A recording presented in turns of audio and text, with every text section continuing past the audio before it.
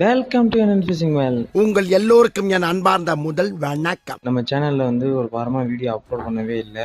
இந்த 1 வீக்காக ஒர்க்கு ரொம்ப ஓவர்லோட் ஆயிடுச்சு. இன்னும் ஒரு 2 வீக்ஸ் ஒர்க் இருக்குது. நான் இடையில சேனலை ட்ராப் அவுட் பண்ணிடலாமாங்கிற மாதிரிலாம் யோசிச்சிட்டேன். அந்தளவுக்கு ஒர்க்கு ரொம்ப ஓவர் ஆயிடுச்சு. இந்த 1 வீக்காக ஒர்க்குக்கும் போயிட்டு என்னோடய பிஸ்னஸையும் பார்த்துட்டு சத்தியமாக ரெஸ்ட்டே இல்லை. ஒரு நாளைக்கு டெய்லி 4 மணி நேரம் தான் தூங்கிட்டுருக்கேன். அந்தளவுக்கு பிஸி ஷெடியூலாக போச்சு. இன்னும் நிறைய ஆர்டர்ஸ் இன்னும் பெண்டிங்கில் தான் வச்சுருக்கேன்.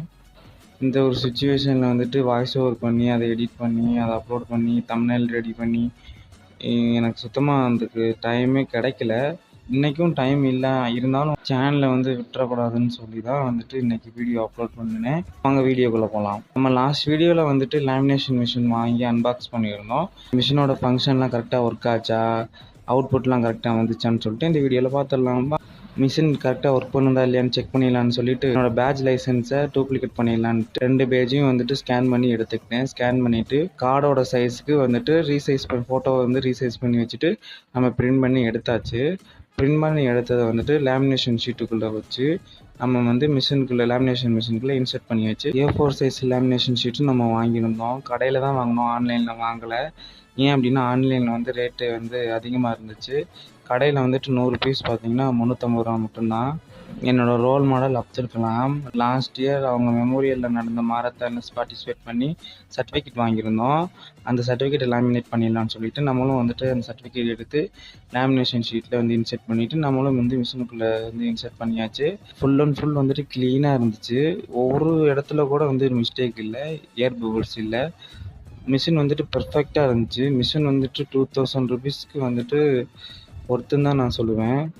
அதுக்கப்புறம் நான் சிஎஸ்சி கம்ப்யூட்டர் சென்டரில் வாங்கின சர்டிஃபிகேட், எஸ்ஆர்எம் கம்ப்யூட்டர் சென்டரில் வாங்கின சர்டிஃபிகேட் எல்லாத்தையும் லேமினேஷன் பண்ணிடலான்னு சொல்லிட்டு அதெல்லாம் ஒவ்வொரு சர்டிஃபிகேட்டாக எடுத்து நானும் லேமினேஷன் பண்ணிட்டேன்.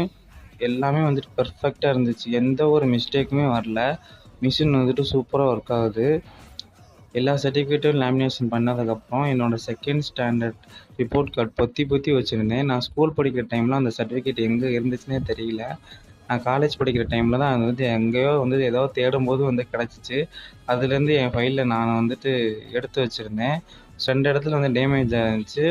டெப்லான் டேப் மாதிரி ஒரு டேப் வச்சு நான் ஒட்டியிருந்தேன். நம்ம லேமினேஷன் பண்ணியே ஆகணும்னு சொல்லிட்டு அதையும் லேமினேட் பண்ணியாச்சு.